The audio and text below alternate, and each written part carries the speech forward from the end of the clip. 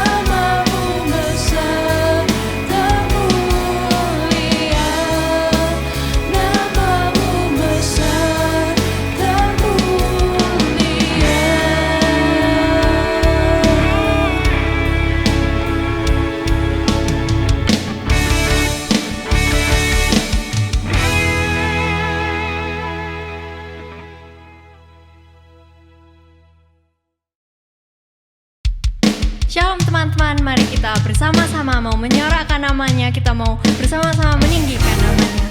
Kita mau pujikan dia, sebab dia adalah Raja atas segala raja. Terpujilah nama-Mu Tuhan.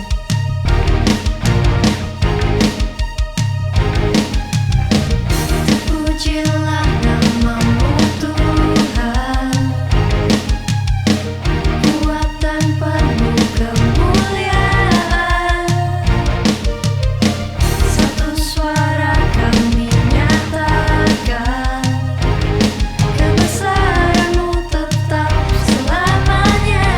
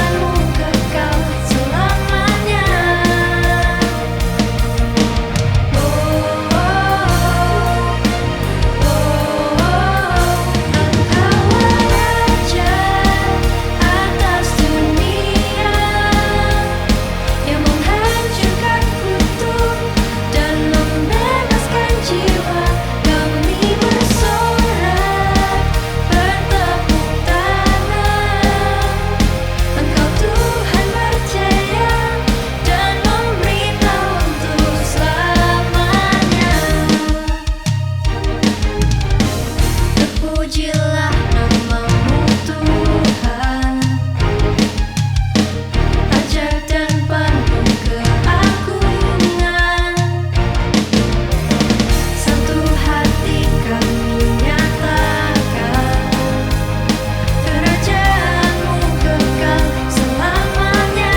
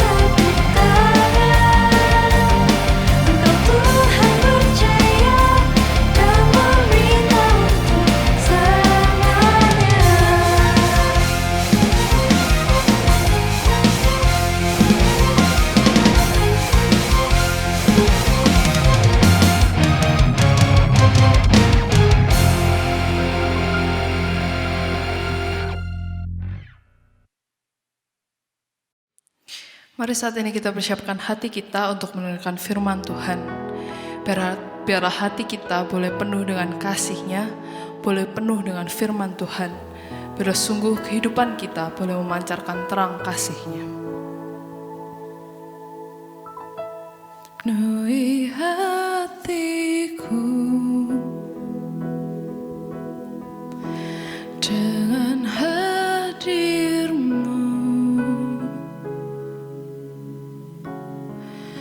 Ku rindu memandang wajah-Mu, oh Tuhan, di dalam kekudusan-Mu.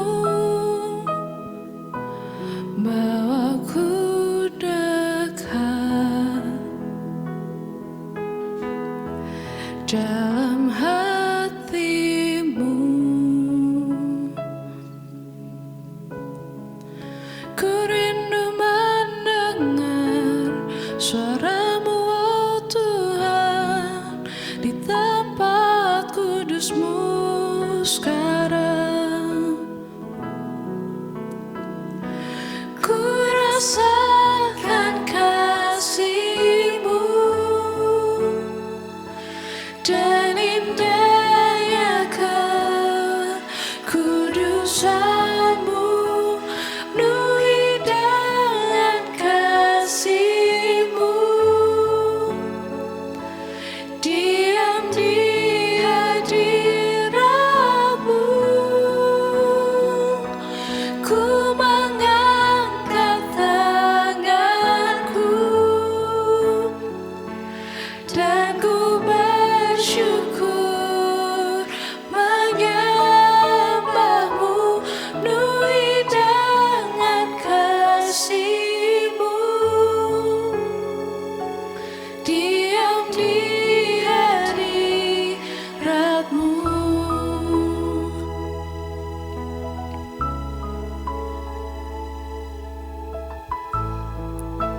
Sungguh penuhi kami Tuhan, penuhi hatiku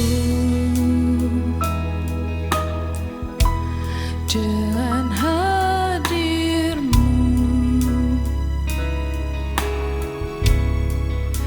Ku rindu memandang wajah-Mu, oh Tuhan,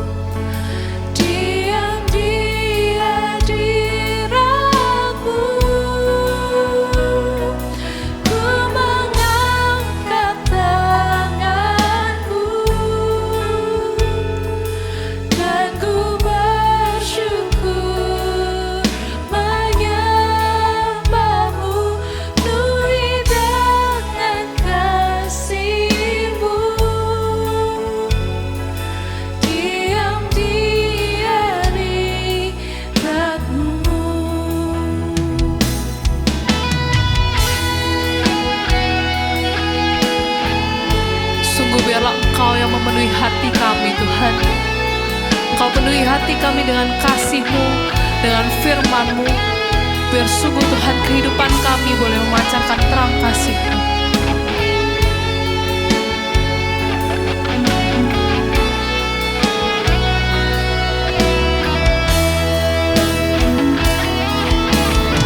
Sebab kami mau rasakan kasih-Mu Tuhan.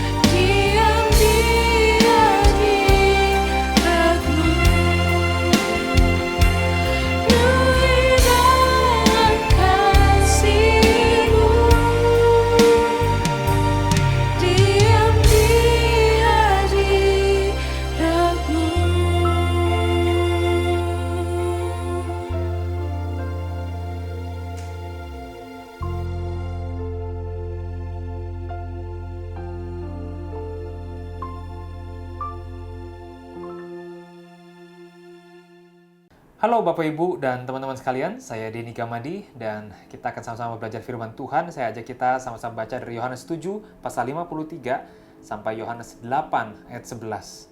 LI memberi judul perempuan yang berzina.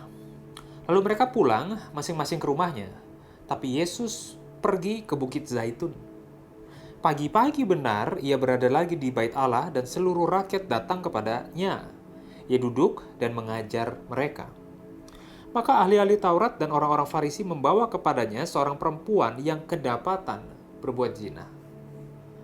Mereka menempatkan perempuan itu di tengah-tengah, lalu berkata kepada Yesus, "Rabi, perempuan ini tertangkap basah ketika ia sedang berbuat zina. Musa dalam hukum Taurat memerintahkan kita untuk melempari perempuan-perempuan yang demikian. Apakah pendapatmu tentang hal ini?" Mereka mengatakan hal itu untuk mencobai dia supaya mereka memperoleh sesuatu untuk menyalahkannya. Tetapi Yesus membungkuk lalu menulis dengan jarinya di tanah. Dan ketika mereka terus-menerus bertanya kepadanya, ia pun bangkit berdiri lalu berkata kepada mereka, "Barang siapa di antara kamu tidak berdosa, hendaklah ia yang pertama melemparkan batu kepada perempuan itu." Lalu ia membungkuk pula dan menulis di tanah. Tapi setelah mereka mendengar perkataan itu, pergilah mereka seorang demi seorang, mulai dari yang tertua. Akhirnya, tinggallah Yesus seorang diri dengan perempuan itu yang tetap di tempatnya. Lalu Yesus bangkit berdiri dan berkata kepadanya, "Hai perempuan, di manakah mereka? Tidak adakah seorang yang menghukum kau?" Jawabnya, "Tidak ada Tuhan." Lalu Yesus berkata, "Aku pun tidak menghukum engkau. Pergilah dan jangan berbuat dosa lagi mulai dari sekarang." Ada cowok sama cewek yang baru kenal 3 bulan dan mereka janjian buat ketemu di sebuah kedai kopi. Mereka janjian jam 3 sore. Nah, seperti biasa si cewek udah dandan, udah wangi, dia duduk di situ. Diliatin jam, tuh cowok nggak datang-datang. 3:10, celingak-celinguk, nggak datang. Dia pesen kopi dulu. Sampai dia minum dikit-dikit ya, kalau perlu minum lagi, keluarin lagi ya, tapi kan ada jijik kan. Dia nungguin terus, 3:30, itu cowok nggak datang juga. Dia liatin jam, dia liatin handphone, udah nonton kali itu serial Korea berapa seri, terus sampai jam 4 itu cowok nggak datang-datang. Dia udah message, "Kamu udah di mana?" Nggak dibales. Udah di mana jam 4:10? OTW. Nah, OTW itu multi tafsir ya. Kita nggak tahu on the way atau on the way atau on the WC ya. Saya nggak tahu dia ada di mana.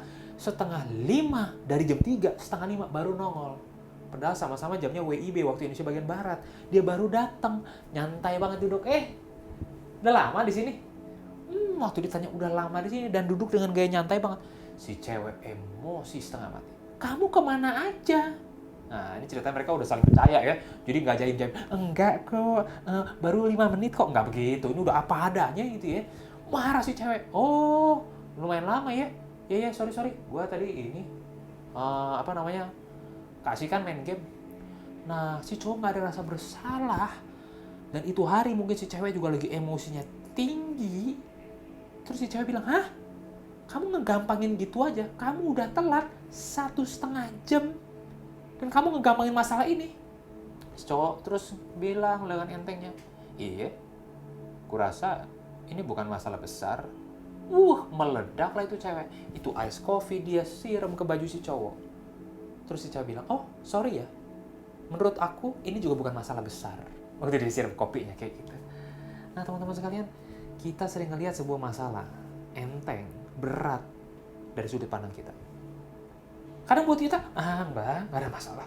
Padahal buat orang lain begitu salahnya. Nah tapi nggak fairnya adalah gini. Kalau ngomong soal keadilan, kita bisa menghakimi dengan sangat cepat. Ini salah banget dari sudut pandang kita. Tapi kita nggak mau dihakimi dengan cara yang sama. Kalau ngomong kasih dan keadilan, ada ketegangan, kita mau dikasihi. Tapi ketika harus menghakimi, kita paling cepat. Apalagi kalau kita orang yang selalu baik. Tapi anehnya, orang yang ngaco pun, kalau ngomong menghakimi, paling cepat menghakimi orang lain. Kan dia merasa dirinya baik-baik aja. Pernah nggak punya pengalaman kayak gitu? Kita rasa kita nih baik-baik aja, dan orang lain yang ngaco yang salah. Pertanyaannya gini, kalau Tuhan diperhadapkan dengan keadaan seperti itu, Tuhan diperhadapkan dengan orang yang benar-benar ngaco, benar-benar salah, kira-kira apa yang akan Tuhan lakukan? Nah, kita catat tadi pagi-pagi benar. Jadi mungkin masih gelap gitu loh. Masih subuh. Yesus baru selesai berdoa, menikmati waktu dengan Allah Bapa. Dia datang ke bait suci dan dia mengajar.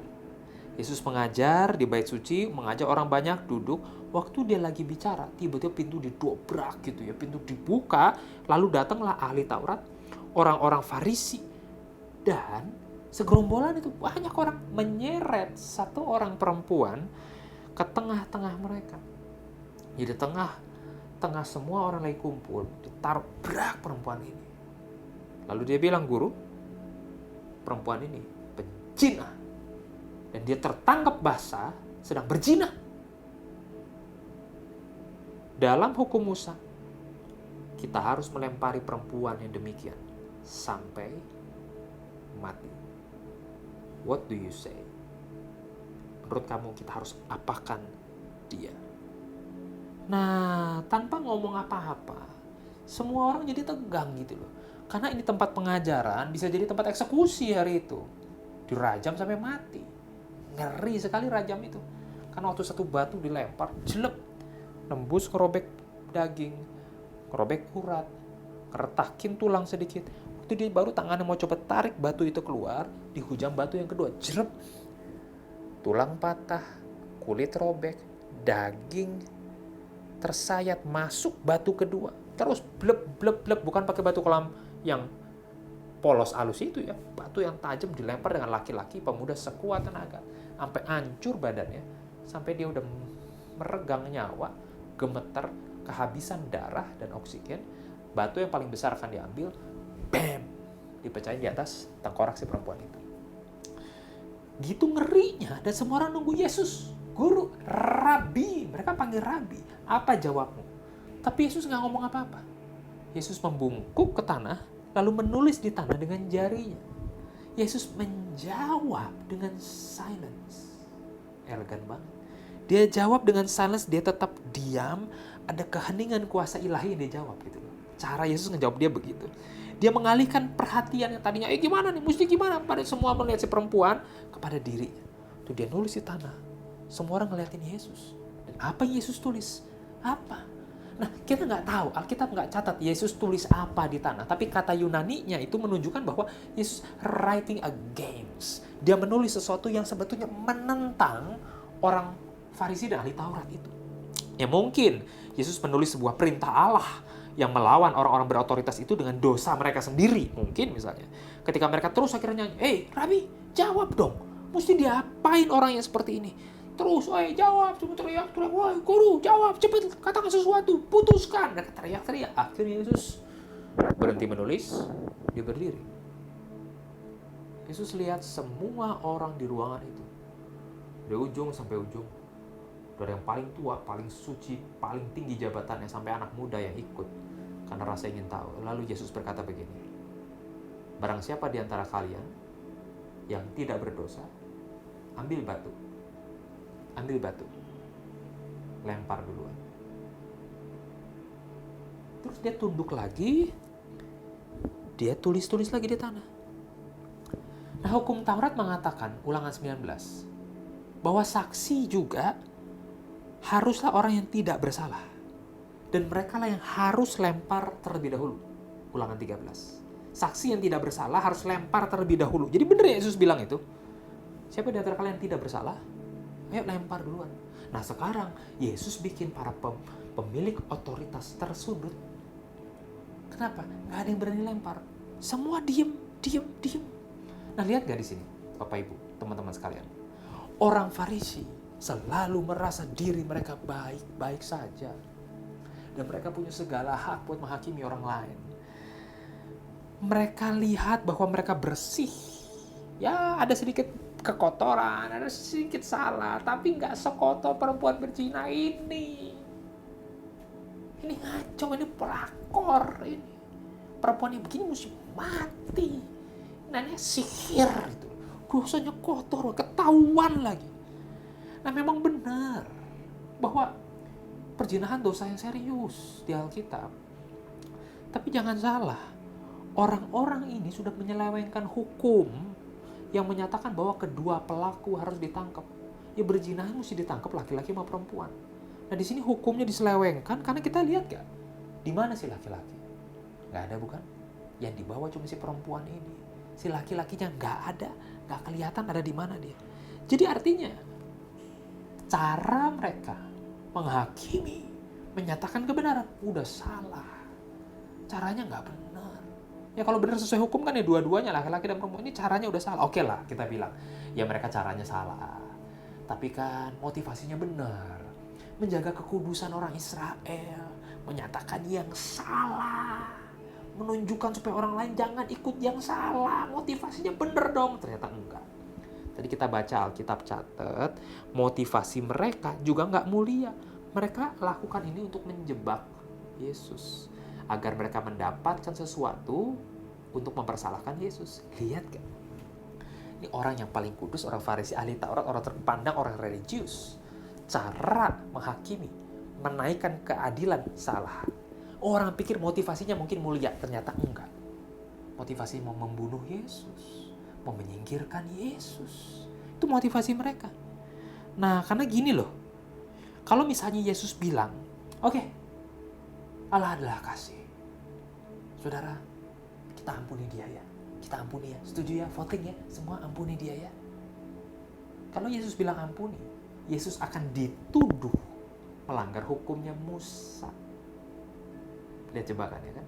Tapi kalau skenario kedua, Yesus bilang, oke, hukum Musa bilang apa? Bunuh kan? Ya, mari, yuk kita bunuh dia. Sama-sama kita bunuh hari ini. Mereka bilang lagi, nah, ayo kita laporin ke Emporium Romanum. Ini ada seorang Yahudi yang influential berusaha melakukan hukuman mati, capital punishment, yang di zaman Yesus tidak boleh dilakukan oleh siapapun kalau bukan pemerintah Roma. Kalau Yesus bilang bebaskan, kasih, wah kamu melanggar hukum Musa bilang lempar sampai mati. Kalau Yesus bilang hukum mati, nah kamu melanggar Romawi, kamu harus ditangkap tentara. Lihat kan liciknya, orang-orang mengaku dirinya itu kudus dan suci. Dia pakai berbagai cara untuk menghancurkan Yesus dan menghancurkan hidup perempuan ini. Dan mungkin perempuan ini sengaja diincar untuk dijadikan umpan untuk menangkap Yesus. Kalau itu betul, waduh jahatnya luar biasa. Dia pakai manusia, diperlakukan seperti binatang, diarak sepanjang jalan dengan luka-luka dan baju yang sobek hanya untuk menangkap Yesus. Karena aneh, bisa kedapatan berbuat zina di malam itu juga tanpa si laki-laki, as if ini semua settingan politik untuk menjatuhkan Yesus yang sudah lama menggelisahkan mereka. Jadi caranya salah, motivasinya jahat. tapi mereka merasa mereka punya hak untuk mengadili orang lain. Inilah dia, teman-teman dan Bapak Ibu, saudara sekalian. Kita bicara keadilan Tuhan. Ada satu pleset yang gampang sekali kita jatuh. Ini Yesus tunjukkan dengan cara menulis di tanah. Dan kalimat yang sangat singkat. Barang siapa tidak berdosa, lempar duluan. Dan dia kembali lagi tulis di tanah. Tahun ini banyak hal yang berat sudah terjadi. Dan bagaimana kalau tahun ini adalah tahun terakhir kita hidup di dunia? Maka itu akan jadi hari yang mengerikan ketika kita dibawa ke penghakiman Allah. Kenapa? Karena penghakiman Allah tidak kenal belas kasihan. Kita akan dibawa seolah-olah ke satu ujung tebing yang curam. Dan di bawahnya penuh dengan batu-batu tajam. Seperti itu penghukuman akan dihancurkan. Kenapa? Karena dosa menuntut hukuman. Gak free. Apa yang saudara lakukan akan dihukum seperti itu. Sudah diajarkan dari hukum Taurat dan segala macam. Nah, masalahnya adalah kita lebih sering melihat dosa orang lain. Betul kan? Kita di satu saat menjadi hakim yang sangat tajam melihat orang lain, tapi sangat tumpul dan mengasihani diri sendiri. Saya lanjutkan ceritanya. Kemudian Yesus menunduk untuk kedua kalinya dan menulis di tanah. Kemungkinan tafsiran dia menulis dari Keluaran 23 ayat 7 yang berbunyi, menjauhlah dari perkara palsu, biarkan Allah mengadili. Saya ulangi, menjauhlah dari perkara palsu dan biarlah Allah mengadili. Dan tiba-tiba sesuatu terjadi. Tertusuk oleh rasa keberdosaan mereka, satu-satu orang di ruangan itu keluar, mulai dari yang paling tua. Orang yang paling tua itu dianggap yang paling saleh. Yang janggutnya paling panjang, rambutnya paling putih itu keluar, gak berani ambil batu. Yang lebih muda ngeliat, si kakek gak berani lempar. Orang yang ku respect di desaku sebagai orang yang kudus tidak berani lempar. Apalagi gua.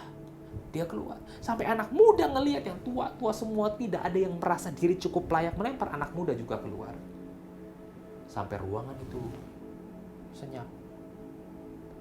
Kosong. Yang tersisa cuma dua. The greatest fear, ketakutan yang terbesar, yaitu si perempuan. Dan the greatest love, kasih yang terbesar, yaitu Yesus Kristus. Cuma dua di situ.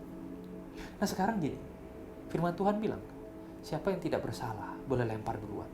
Saya tanya, dari antara semua orang yang ada di ruangan itu, siapa yang tidak bersalah? Ada nggak? Ada. Namanya Yesus. Jadi boleh dong setelah semua orang keluar, Yesus berkata pada perempuan itu, perempuan, di manakah semua orang? Tidak ada yang menghukum engkau? Tidak ada Tuhan. Baiklah kalau begitu, iya. Boleh dong. Karena memang dia yang kudus dari Allah. Dia adalah anak Allah Maha Tinggi. Dia yang tidak bersalah di antara semua orang yang ada di situ. Dia kalau ditanya siapa yang berhak menjatuhkan, ya Yesus. Yes. Tapi tadi kita baca kelanjutannya. Yesus berdiri. Beralih pada perempuan itu. Artinya tadi dia nulis tempat lain, dia menunjuk yang lain, tapi kali ini dia berdiri, dia beralih kepada perempuan itu, lalu bertanya, hai perempuan, di manakah mereka? Tidak adakah yang menghukum engkau? Yesus memanggil perempuan ini dengan lembut. Tahu dari mana?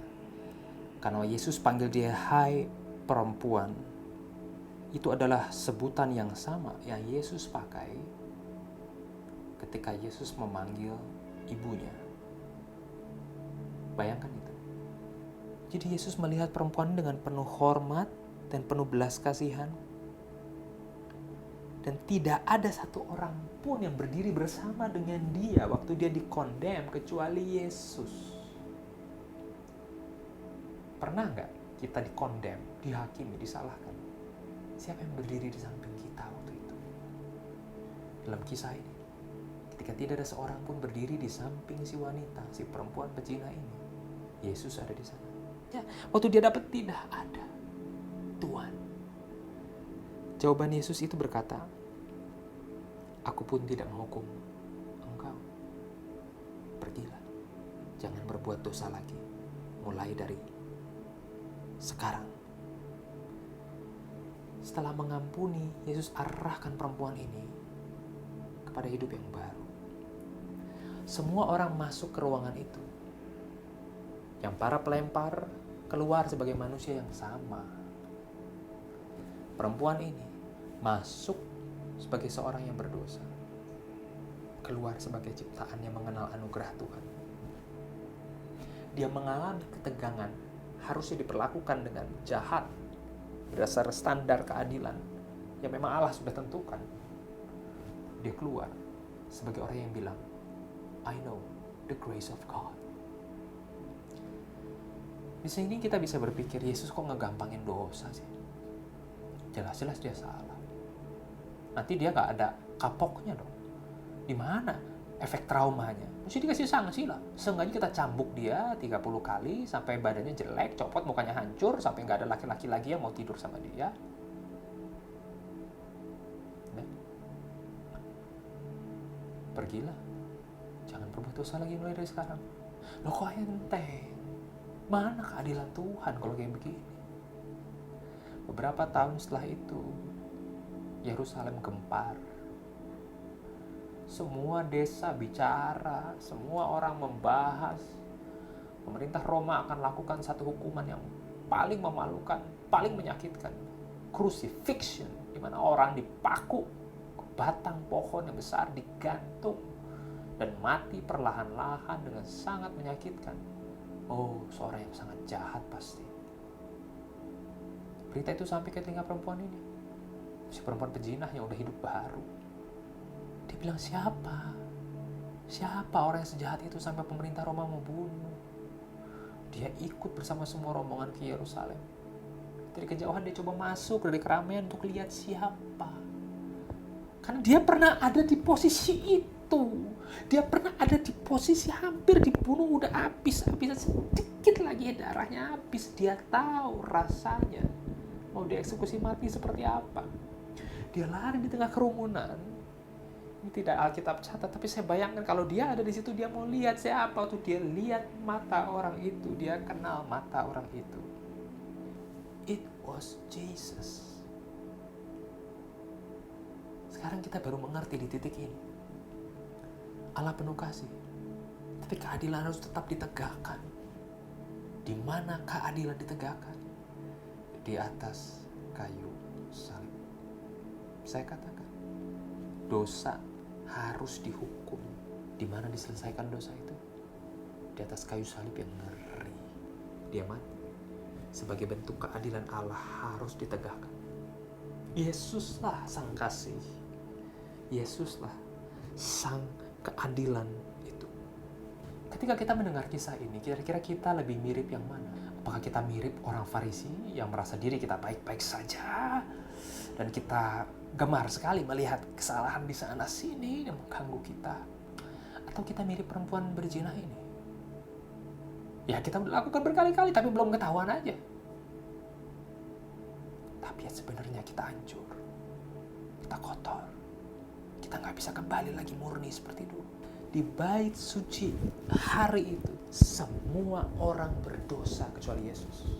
Perempuan berdosa jelas. Tapi semua orang yang datang, termasuk orang Farisi dan ahli Taurat juga sama berdosanya. Bedanya bukan waktu mereka masuk, bedanya waktu mereka keluar. Masuk semua sebagai pendosa kok. Keluar sebagian sebagai orang yang kembali lagi ke hidup lama mereka. Tapi perempuan ini keluar sebagai ciptaan yang baru. Waktu seseorang berjumpa dengan Yesus, dia mengerti keadilan Allah tidak bisa dikompromikan. Dan itu semua terjadi di atas kayu salib, di mana justice of God ditegakkan. Dan ketika orang berjumpa dengan Allah, dia tahu kasihnya besar, dirinya tidak layak. Orang yang paling hancur, paling ngerti anugerah Tuhan. Oh, tidak semua.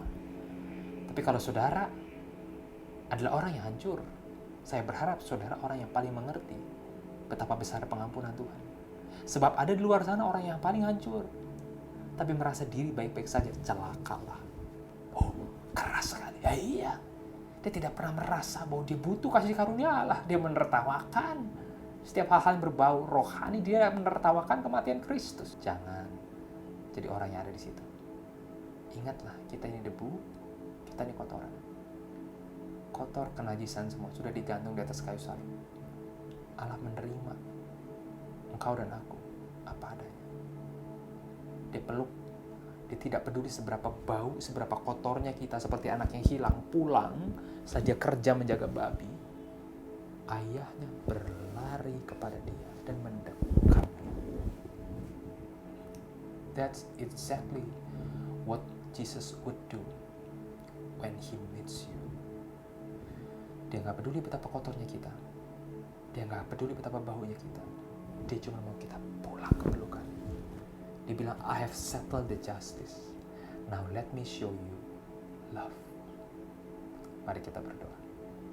God, love and justice belong to you. Ada saat di mana kami butuh untuk bisa melihat sesuatu dengan jelas, menilai benar atau salah. Tapi ketika saatnya kami harus menudingkan jari kami, berikan kami sudut pandang salib. You are God in heaven, and here we are on earth. So let my words be few. Teach us to do mercy, to love justice, and to walk humbly. Supaya kami bisa berhadapan dengan Engkau muka dengan muka, tanpa selubung satu hari kelak, dan memelukmu sendiri, dan tanganmu yang berlubang paku. Karena di dalam dirimu itulah keadilan dan kasih jadi satu. Dalam nama Yesus Kristus, Tuhan dan sahabat kami, the propitiator of our sin, and our beloved friend who died for us and raised again, we pray. Amen. God bless you. Have a good day. Puji nama Tuhan, kita sudah mendengarkan firman Tuhan. Terima kasih untuk penginjil Dani Gamadi yang telah menyampaikan firman Tuhan pada hari ini. Tentunya teman-teman kita semua terberkati melalui firman Tuhan yang mengencourage setiap kita. Teman-teman, saya mengajak setiap kita untuk bersama-sama mempersiapkan hati kita untuk masuk di dalam doa syafaat. Mari kita berdoa. Bapa di surga, Bapa yang mengasihi kami, Bapa yang selalu hadir di dalam perjalanan hidup kami. Di usia kami yang produktif ini Tuhan, kami tidak mau menjadi seorang penonton. Namun lebih daripada itu Tuhan, kami mau menjadi pelaku-pelaku kebenaran firman Tuhan. Menjadi anak-anak yang kuat, yang tangguh, yang mampu menghadapi segala tantangan karena Tuhan beserta dengan kami. Tuhan, kami berdoa mungkin pada saat ini ada dari rekan-rekan kami yang galau dengan feeling mereka ataupun yang mengalami sakit secara fisik Tuhan. Di masa pandemik ini Tuhan Engkau datang, Engkau menjamah setiap mereka, Engkau kuatkan mereka, satukan mereka dengan Engkau, supaya pengharapan mereka bukan pengharapan yang sia-sia, namun pengharapan yang penuh di dalam Engkau ya Tuhan. Bapa di sorga, di masa-masa kami PSBB ini juga Tuhan, kami memohon Tuhan Yesus supaya kami tetap sehat dan bugar, bahkan kuat, bahkan mempunyai passion untuk mengikuti sekolah secara online. Dan juga kami sekalipun mungkin saja yang bekerja dari rumah, Tuhan juga berikan kami hikmat untuk bisa melaksanakan semua tugas dan tanggung jawab kami di tengah-tengah pekerjaan yang ada ya Tuhan. Bapa di surga, kami juga berdoa mungkin dari rekan-rekan kami, anak-anak muda di seluruh Gloria yang bergumul di dalam mencari pekerjaan. Tuhan, kami percaya Engkau Allah yang menyediakan segala sesuatu. Engkau tahu yang terbaik bagi setiap anak-anak. Oleh karena itu Engkau hadir di dalam hidup mereka. Berikan mereka kekuatan, berikan mereka pengharapan, dan supaya mereka tidak menjadi seorang yang putus asa, namun mereka menantikan dengan penuh iman bahwa janji-Mu adalah ya dan amin. Tepat pada waktunya Engkau menyediakan tempat pekerjaan yang terbaik bagi anak-anak-Mu. Kami juga berdoa Tuhan Yesus, mungkin pada saat ini ada banyak anak-anak muda juga yang belum tahu memilih pasangan hidup. Mereka belum tahu pasangan mereka pada saat ini Tuhan. Engkau yang hadir di dalam perjalanan hidup mereka untuk bisa bersama-sama mereka menggiring mereka. Mereka mengetahui teman hidup yang terbaik bagi masa depan mereka ya Tuhan. Bapa di surga, inilah seruan doa kami.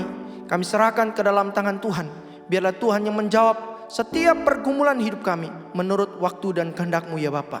Di dalam nama Yesus, Allah kami yang hidup, kami berdoa dan kami sungguh mengucap syukur.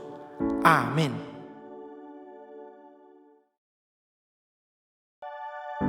Teman-teman, mari kita mengikrarkan pengakuan iman kita seturut dengan pengakuan iman rasuli.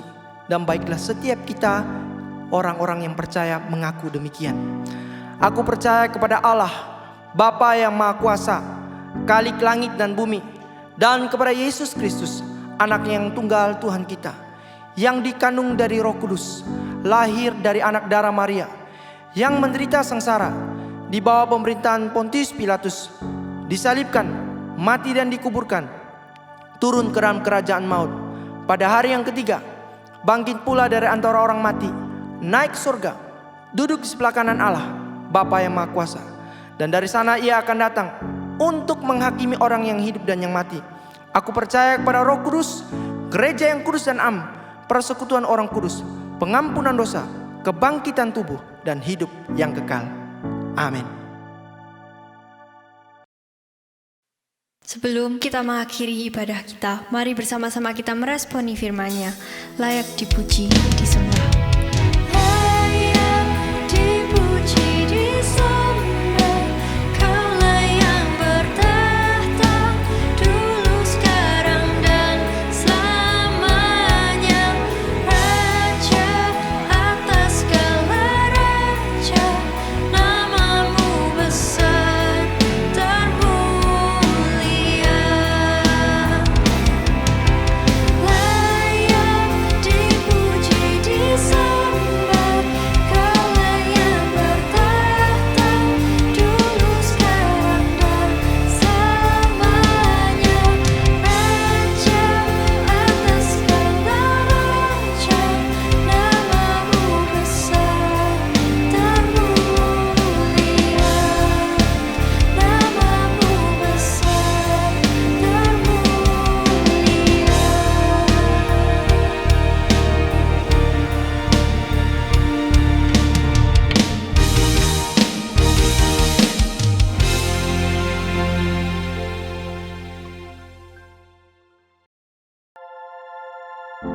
Guys, kita bersyukur hari ini kita sudah mendengarkan firman Tuhan, kita sudah berdoa bersama, kita sudah memuji Tuhan. Dan di akhir dari ibadah kita pada saat ini, saya mengajak setiap kita untuk bangkit berdiri bersama-sama. Kita mengarahkan hati kepada Tuhan dan menerima berkat daripada Tuhan. Kiranya kasih yang agung, kasih yang mulia, kasih yang tidak terbatas dari Allah Bapa, anugerah keselamatan yang kekal dari Tuhan kita Yesus Kristus, pimpinan penyertaan dari Allah Roh Kudus akan menyertai kehidupan kita mulai dari saat ini sampai Maranatha, bahkan sampai selama-lamanya. Amin. Guys, stay healthy. Sampai jumpa di dalam online service berikutnya. Tuhan Yesus memberkati kita. Bye.